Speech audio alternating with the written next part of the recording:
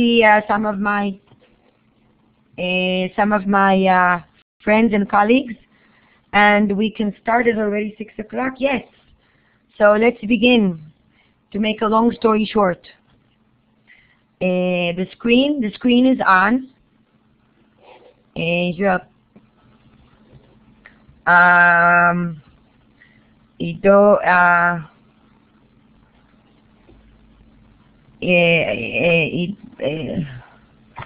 עידו תבדוק אני רואה את המצגת וכולם אמורים לראות אותה. מי שלא רואה שיצביע.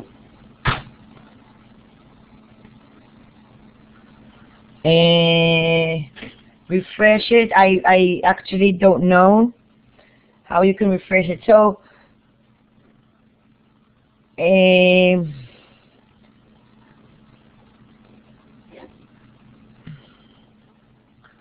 okay, Dina, is it now okay for you? ראית את השינוי שנעשה במצגת?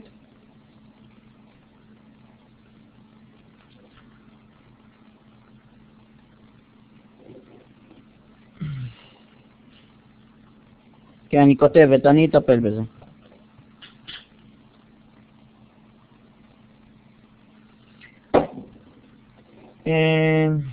כן, זה בסדר, את יכולה... I also lost. עידו, אני איבדתי את החיצים שלי למעלה. נהיה מטפל בזה? עידו?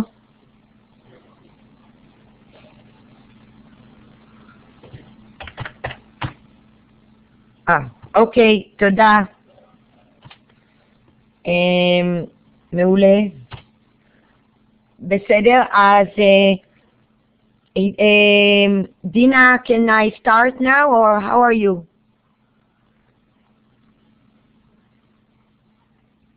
אוקיי, עידו, אתה מסדר לה את זה? אולי?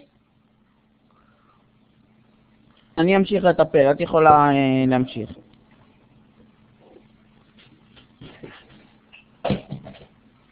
את יכולה להמשיך, אני אטפל בזה.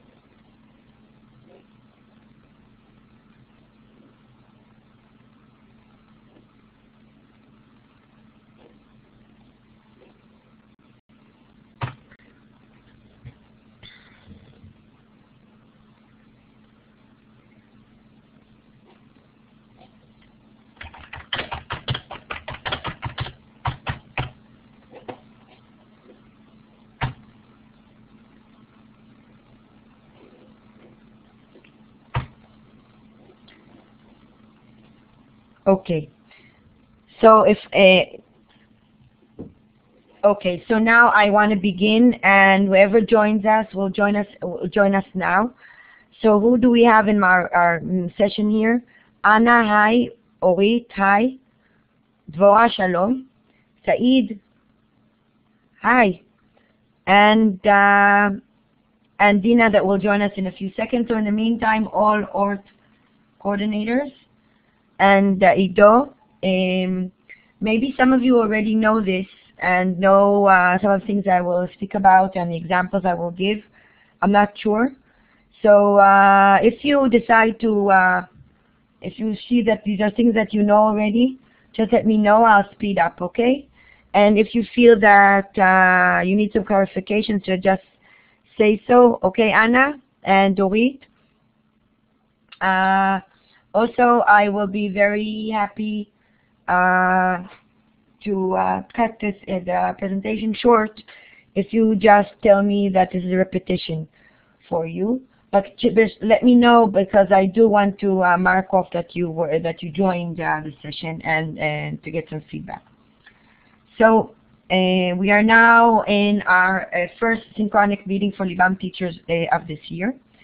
And for those of you who have the little yoman that looks like a checkbook. That would be very convenient for you to look into if you have it. And if not, I'm going to show you parts of it on the screen here. And remember, we are starting a new round of Libam, even though it's the winter Bagrut is in 2 weeks' time. But still, some students are getting extra lessons to prepare them for the tests. So what can we do with these extra lessons? And even if not for now, for the summer test. So I want to just remind us all what Libam tells us in numbers. In last year, we had 20,000 students in Libam getting help hours, 2,000 teachers in 400 schools. And who are the students that are eligible to get Libam? These are students who are failing in 2 or 3 subjects, including English in our case, and that these failures actually prevent them from getting a Bagrut certificate, and therefore they get Libam. So, but we see that this help is very, very meaningful because they reached 80% of their Bagrut. So with the right help and with the effective help, Libam hours make a difference. And here we are to see what is it in those hours that makes a difference. Dina, can you hear me at least? Maybe with the title you'll enjoy the session. Please tell me if this is helpful for you. Okay. So what is so I want to remind you that Libam is to raise the eligibility for a Bagrut certificate and also to improve the quality of the Bagrut. We don't want to get a 40 or 50. We want to do more. But the question is how. And the addition that's all added to Tigbur lessons or to Partani lessons in other for all the Tmura Ofek Chadash is the ongoing dialogue, a process that is combined with the subject matter, meaning that we don't give general support, but the support is specifically, explicitly used for English, in our case, or for the subject matter, what we call for the discipline. And the idea is to individually adapt teaching in small groups according joining the Bagrut materials and the process of the ongoing dialogue support. And the idea is to offer a different approach to teaching. Teachers' main job is to plan and manage instruction while shifting responsibility for learning and its evaluation to the students. And here I want to remind ourselves that if we don't get students' involvement in the learning process, the teaching learning process, then no learning actually takes place. We want to shift responsibility for the learning from the teacher to the student. Very often we care much more for the students' learning than for themselves, than they themselves. And this shift is a crucial issue in making the difference. Now the question is, how do we make this change? How do we shift the responsibility? How do we make students more accountable? Are you listening in the meantime, Dina? Because I see you still cannot see the PowerPoint, which is very, very sad. Maybe if you listen, I can send you the PowerPoint, at least parts of it later. Maybe that would be also a solution. What do you think? Great. בסדר. What else? I just want to say that it's very strange for me to speak to the computer without getting feedback and without seeing your faces, without okay, thank you, Said, that you say that. Okay, so when we talk about the ongoing dialogue, we're referring to either spoken or a written dialogue that takes place with the teacher, and it becomes an integral part of the quality teaching and the learning process. And this dialogue involves student input with teacher response. While the student identifies his difficulties and needs, becomes aware of them, and learns to explain them, the teacher, on the other hand, gets a real-time picture of each student in his small group, remember, and plans an individually tailored learning process. So we actually get a very close connection between what the teacher prepares and the student receives and responds to. What are the expected outcomes of this? That the teacher's perspective becomes very much specific student-oriented, relating to specific student needs. And the student from his side becomes not only aware but also manages to overcome his difficulties while generating a certain level of trust to provide honest feedback about what he can do and to say to himself, okay, what is it that I can do in order to make a difference for myself, and how can I achieve better scores, or how can I learn in a more effective way. So the idea is to find the how of this, how to make this dialogue, student-teacher dialogue, meaningful. And we're talking about some kind of a partnership, a combination of cognition, which is, in our case, studying English, getting the knowledge of English, making a difference in motivation, but also taking personal responsibility for the learning process. How is this done? The rationale is done with working in small groups, as we know, integrating the cognition with motivation, and development of a sense of self-efficacy, a sense of belonging, and a sense of autonomy. This is based on Antesi and Rice, which was developed very much by the old team to make it suitable for the needs of small groups and different projects. Now, Ozet Moa, Ofek Hadash, and before Libam, and in our context, Libam as well. Okay, so this is done by offering a framework, and the framework is the personal journal that that you know about. Dina, I know you cannot see this this PowerPoint, but please continue following, because I will send it to you later on if you give me your mail, and so you can make connections.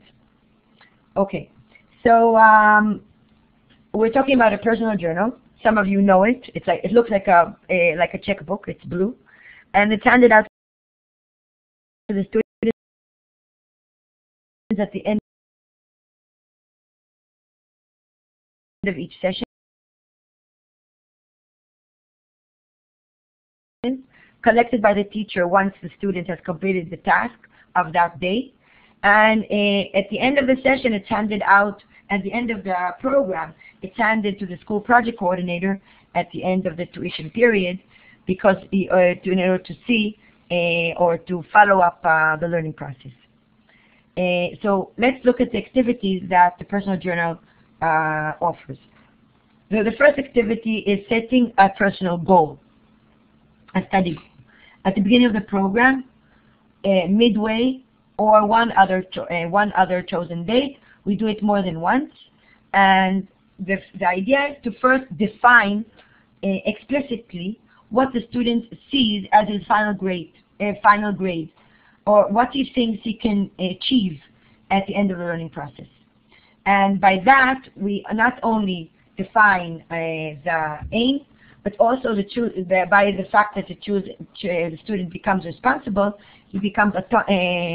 he creates a level of autonomy in choosing his goal, and that also increases motivation because he chose the goal, he defined the goal, and it also relates to a collaboration between teacher and students, and even a sense of empowerment and control over the learning process and the learning goals, because the student is the one who defined the grade. But this is done not only once, this is done more than once, and by defining this final grade, we have the goal setting, which we can regard this as a roadmap. So this is like a roadmap, because at the beginning of the session, he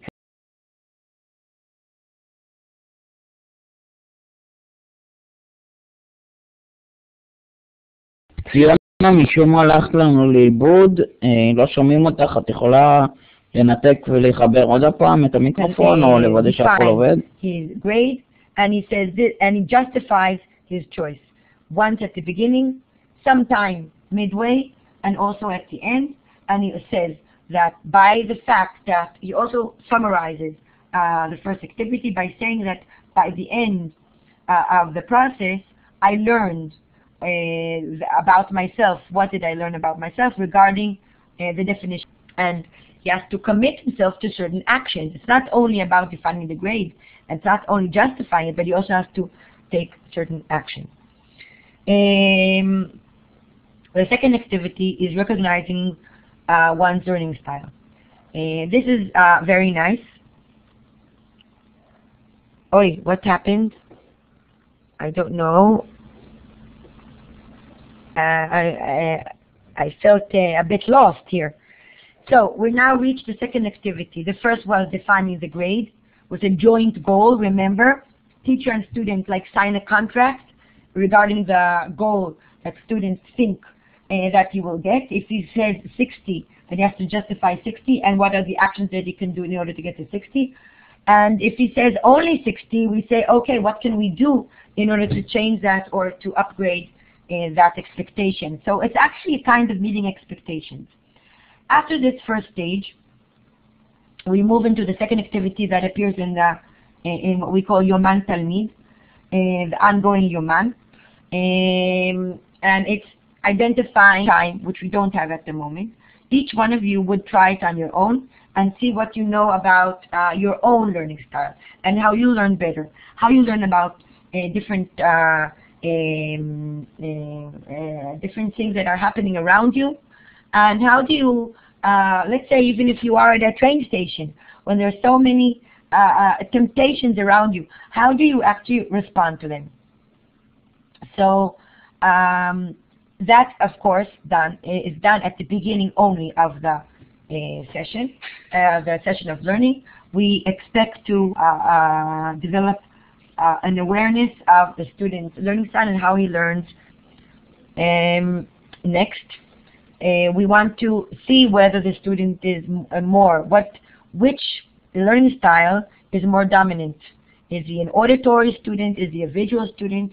Or perhaps kinesthetic? Because it makes a big difference if a student is expected to listen to a teacher who likes speaking, but he's actually a visual learner. So obviously, this won't be his better way to study, obviously. And remember, we're talking here about a contract. Once the student identifies how he learns best, it also creates a commitment for the teacher to become aware of this and to prepare himself accordingly. Now, remember that all this is because we don't want to teach as we teach in the regular classroom. We do want to offer in the learning, in the approach to learning. We don't want to do the same thing again and again and teach in a small.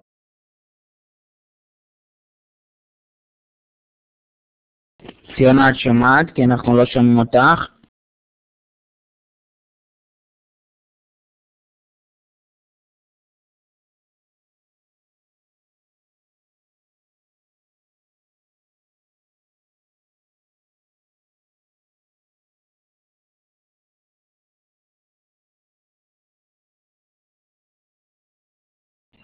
I did not go anywhere. I'm here and I am teaching. עידו. אוקיי, עכשיו שומעים אותך טוב יותר, זה בסדר. עידו, I can't move the slides. עידו. רק רגע.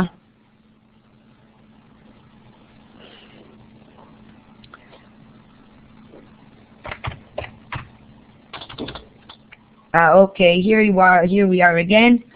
So we discussed with the students the relevance of this questionnaire, and we asked him, why is it important to know your preferred learning style? And this is how it looks in the handbook. And it's a summary of what the student can do.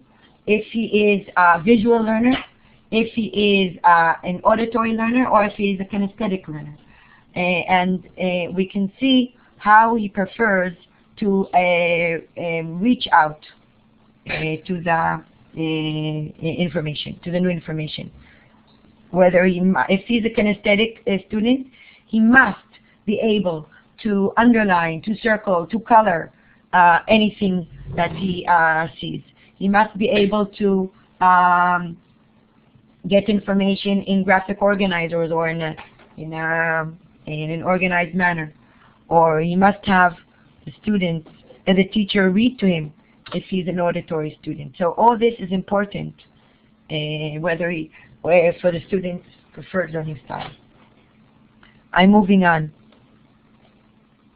Okay, at the last stage of discussing the learning styles, we also have a discussion about, after he recognizes what his learning style is, after he identifies it, we want to know how he feels about this. We want to see what he thinks.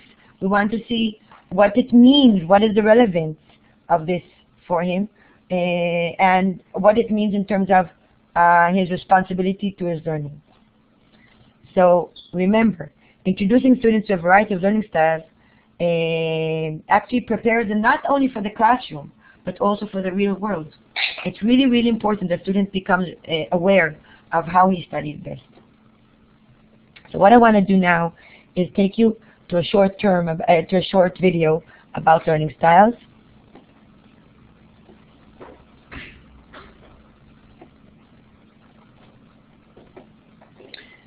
So hold on for a second. I lost.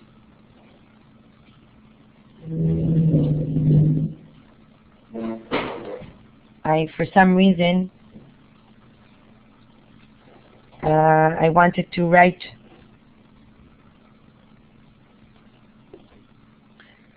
עידו. כן, מה הלינק?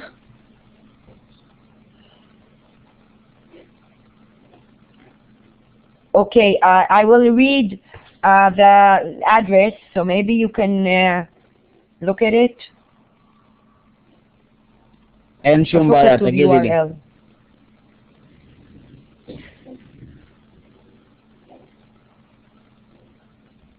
Oy, Ido, I lost something here. Why, I don't know.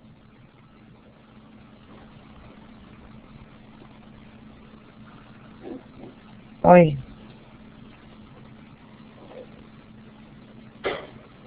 תגידי לי מה את צריכה, מה אני צריכה רוצה לשתף.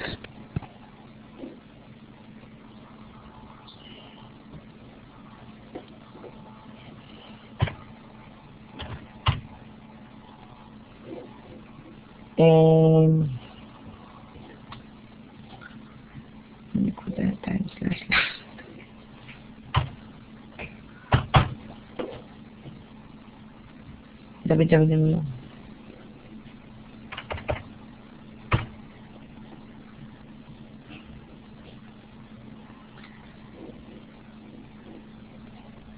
YouTube.com.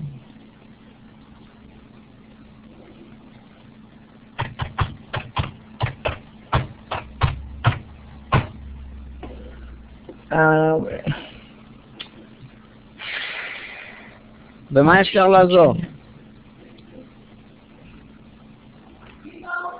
אני חמוד.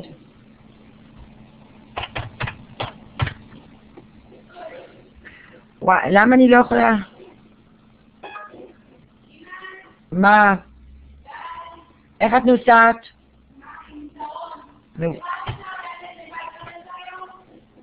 מה?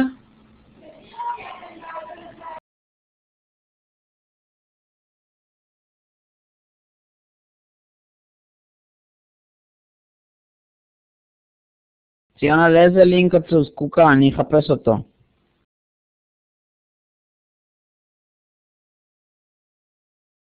Okay, hello everyone.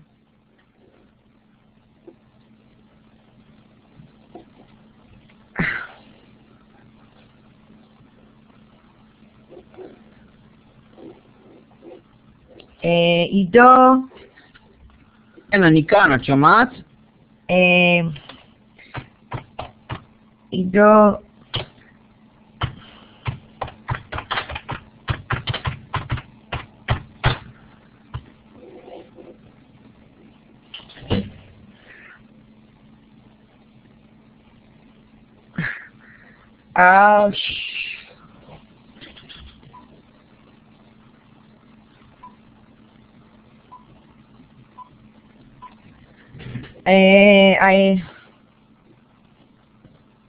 זה נורא. Can you hear me?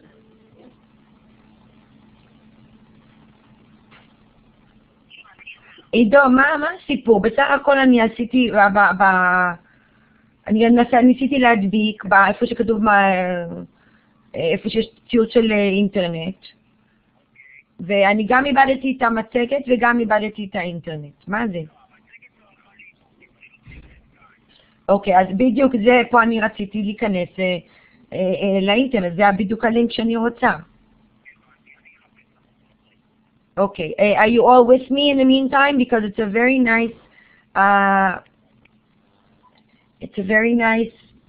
YouTube that shows how learning styles are meaningful to students. Okay, you'll watch the video in 2 seconds. Okay. Ido, the technical support is helping me working this out. I don't know why there was a problem here. Okay, so in the meantime, who joined us? Khulud. And Anna, I can see here. Orit, I can see. Who else? Saeed. Okay, wonderful. Wait another second. In the meantime, and Vered, welcome. Here he has the same problem, but maybe it will work for him. Here it is. Wonderful.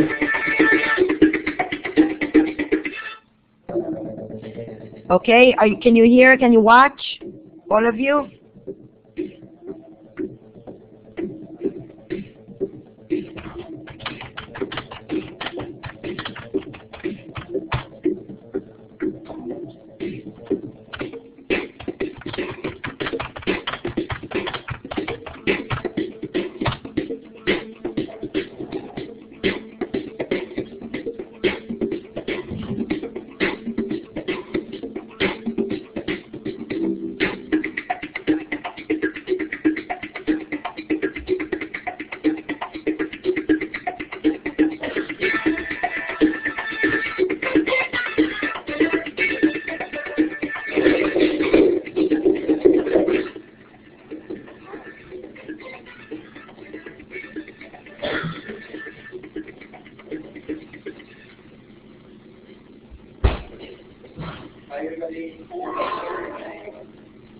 Okay, so what kind of question do we have today?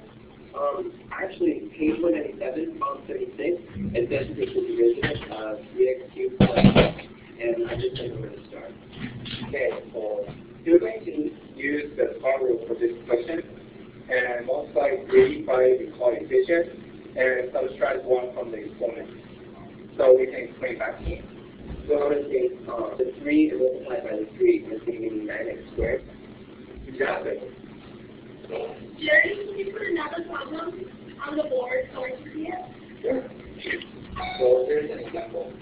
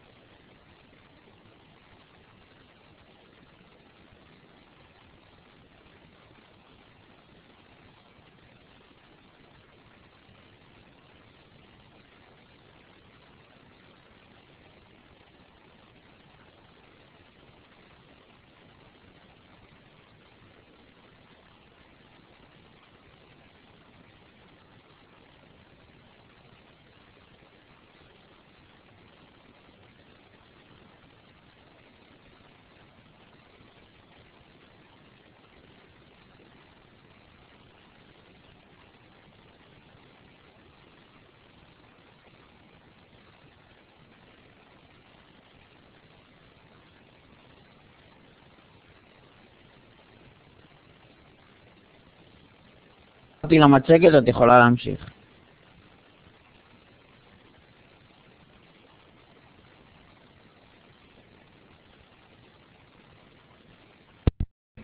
Okay,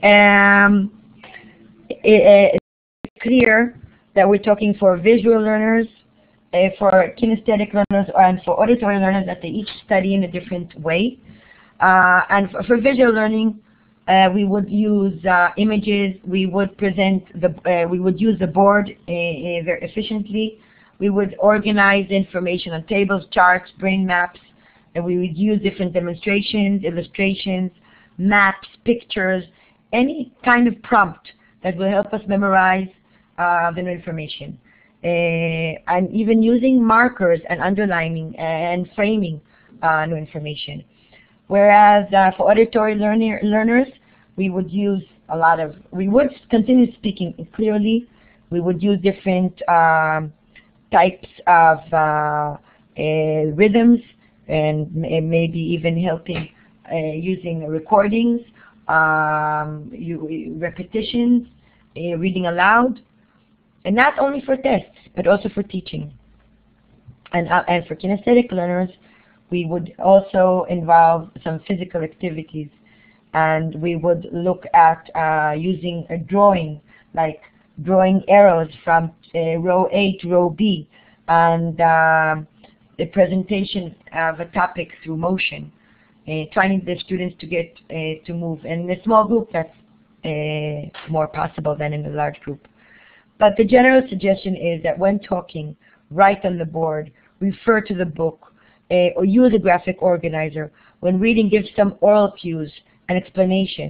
And when teaching grammar, try also work with YouTube or with pictures, different pictorial explanations. And keep your kinesthetic learners busy, cleaning the board, handing out, collecting worksheets, doing something with them so they get the information. What knowledge about learning styles tells us is how our students should study, how we should conduct the lesson, not in terms of which activities, but in terms of how we present them. What do I say to a student who says he doesn't understand? After all this, hi Olga, I see you managed to join, that's very nice. Hi.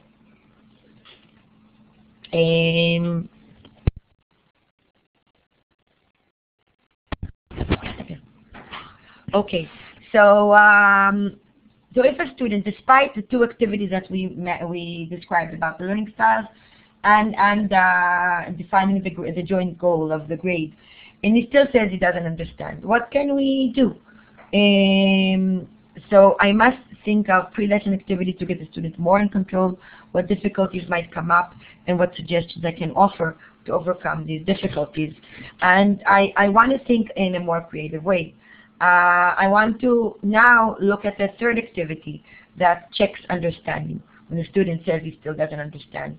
And for that, at the end of each study lesson, that could be even 2 hours, but of a session, and we want to look at page 10 of the Yoman Talmid, the journal, and this is how it looks, where the student says in his words what was the issue that the lesson focused on, or what does he think we learned today, or summarize the new information in your words, or tell me one thing that you learned from this lesson that you didn't know at the beginning. Now you have your 11 questions. It's enough if he answers one question that summarizes the lesson. So what we have here is actually self-reporting of the student, and saying to himself what is it that he learned in today's session. He doesn't let the teacher speak, but he also says, okay, what did I get from this? And this is how it looks in the Yoman Talmid, self-reporting. And he says, the student says whether he needs extra help, or if he can move on, or he needs still repetition. Okay, so now we have the winter bagut coming up. What are the problem areas? And if I take the new the Nikud that is defined, we see that for our 4 pointers, which we are now focusing on, 3 pointers moving up to 4. And we still have in some places we still have the regular module D, and we don't actually, sorry. We have the module D and F of the literature, but we still have, for many students, the writing of module B as being problematic, and module E that might be problematic for them. Even the listening part can be a problem, and also the more advanced text. So let's touch upon these 3 problem areas, and let's look at the module B writing rubrics. Okay? Any questions so far, by the way? Any questions? Any questions? Thank you very much for your response. Great, Orit. Orit, is this repetition for you in any way? Are these things that you've already heard? Things that you have already heard?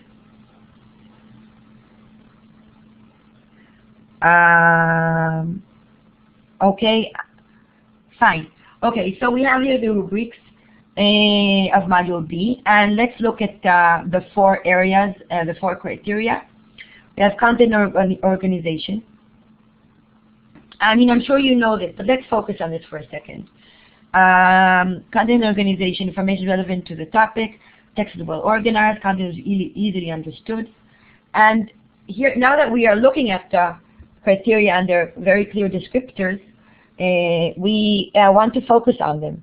We want to see what is considered appropriate vocabulary for our Module B students, and we want to look at language, which is the highest level. I mean, for that, which is not the highest level, which doesn't take too much, but notice that language use carries more weight than content, even in Module B. So that means we do have to focus on some grammar, and we do want to relate to some mechanics and language use issues that appear. So we also want to look at the length, because length goes into content and organization. If they have less than 40 words as are required, we have to take off points. 4 points are taken off. We have to pay attention to this list of deduction when students write. They have to be aware of the fact that they have to write enough.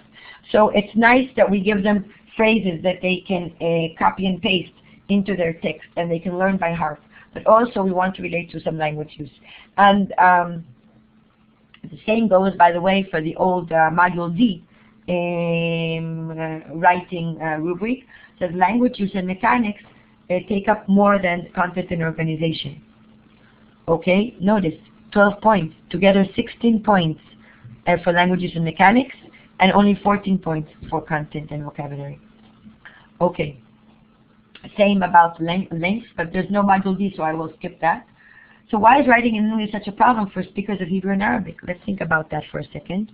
And the basic sentence appears here. Consider the following.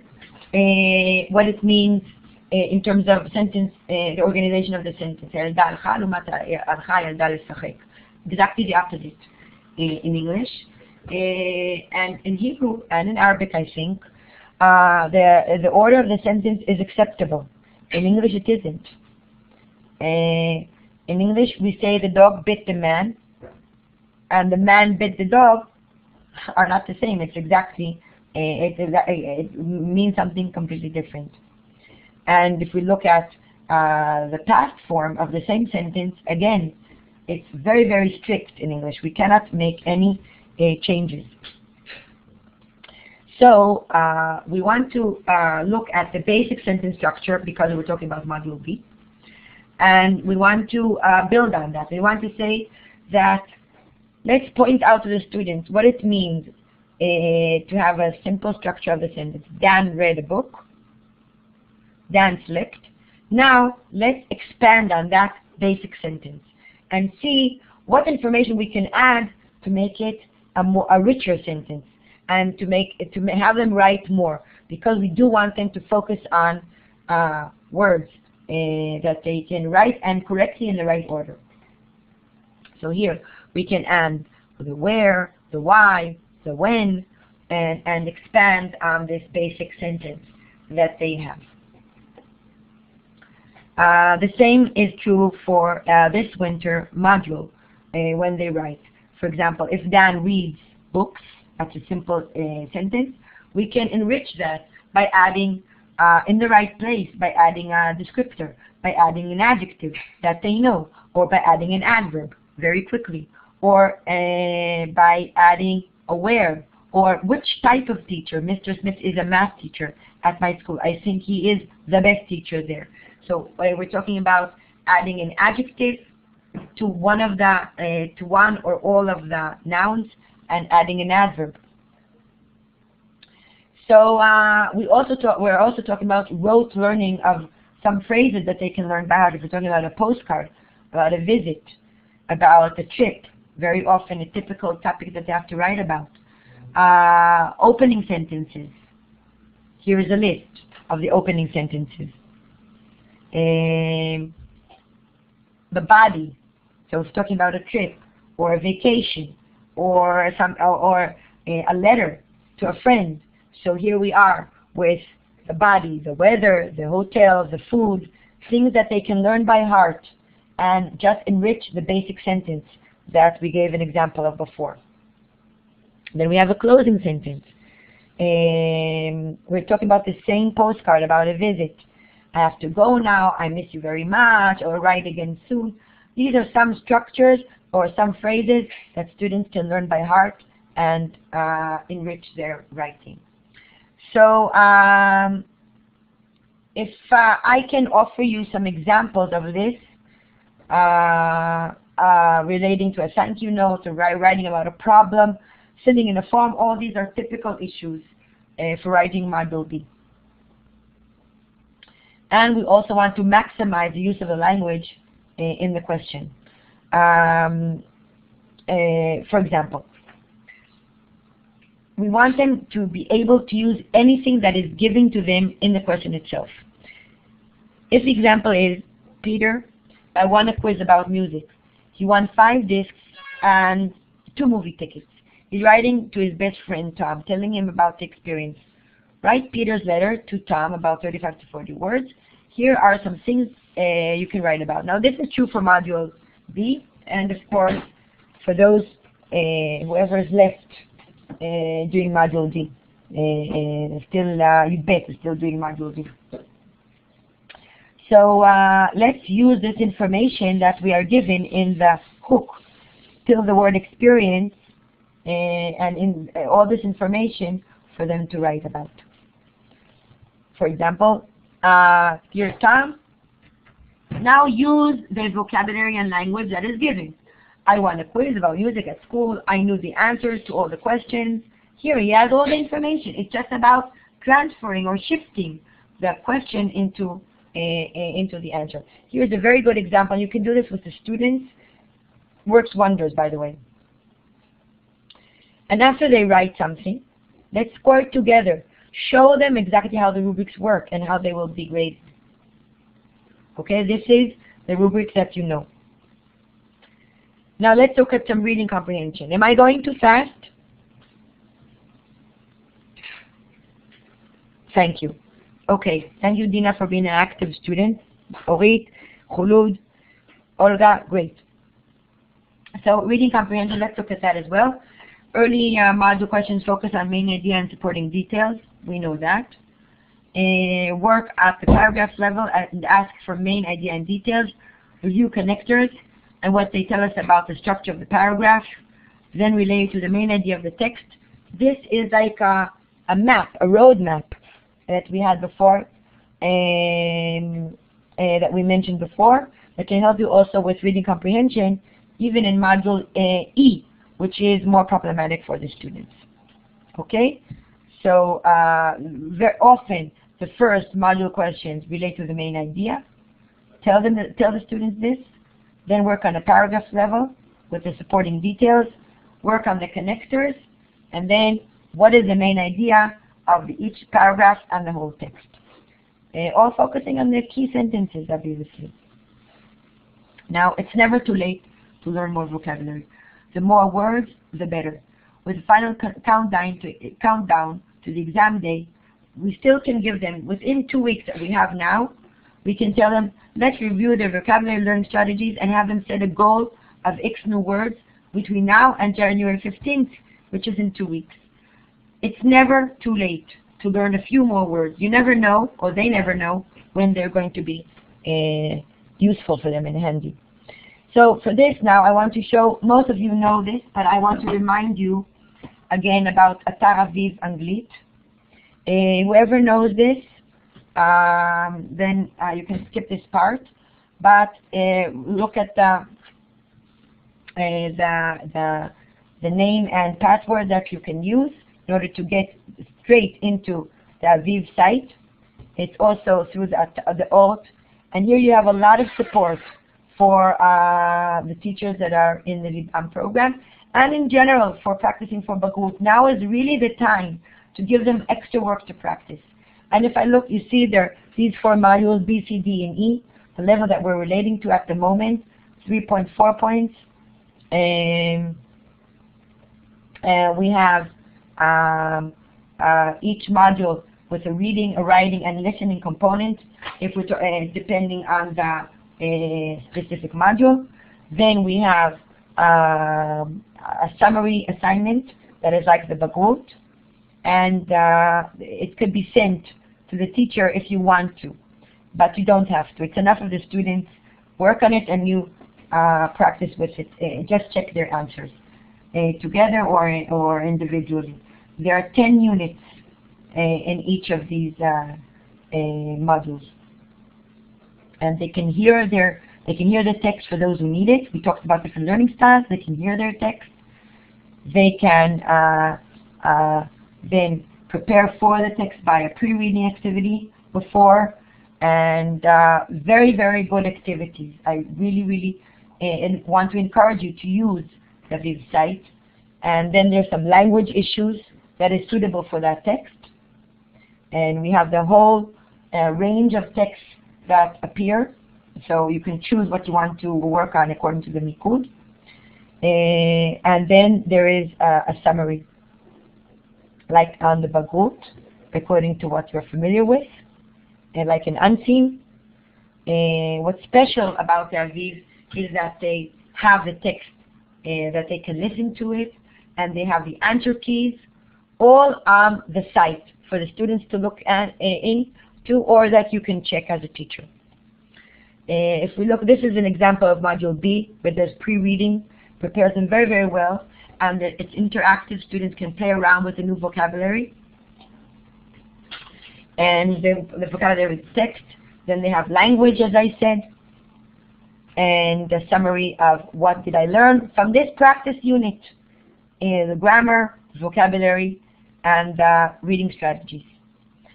And based on the module, we also have what is, yes, Khulud, thank you for the recommendation.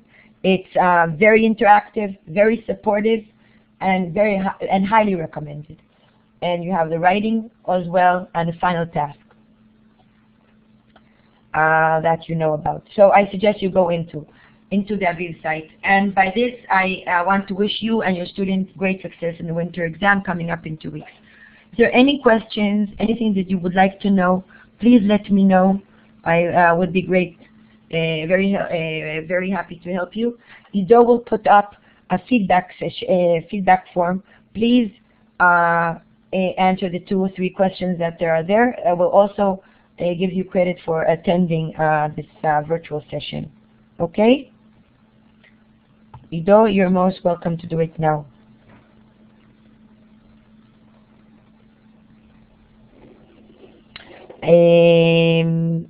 Actually, now is the time. Dina, Orit, I wish you good luck. Dina, please, all of you, look inside. Look, Ido is supposed to put up a feedback form. Here it is. Thank you, Ido. Please go into the link. Just click on the link. Khulud, Olga, Orit, and Dina, Anna, whoever joined this virtual session. Here's the link is on the screen.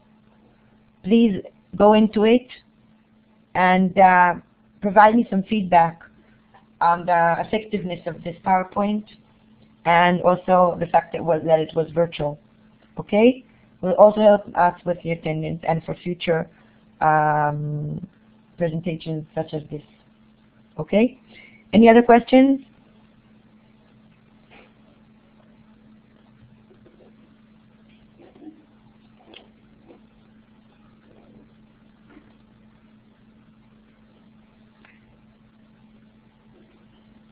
Any other questions?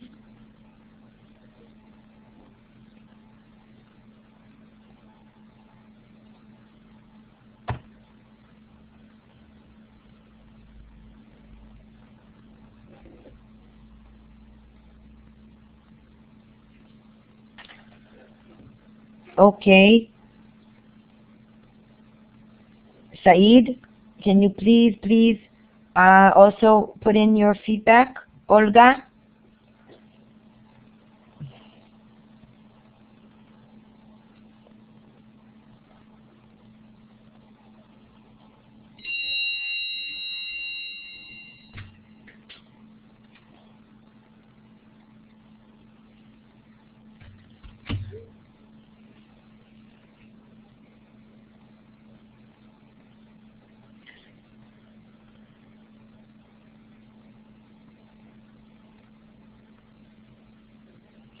Anna, please fill in the questionnaire, feedback questionnaire. Saeed, please complete the questionnaire. Dina, you too. Anna, you just have to click on the link that Ido provided here below. Thank you, Saeed.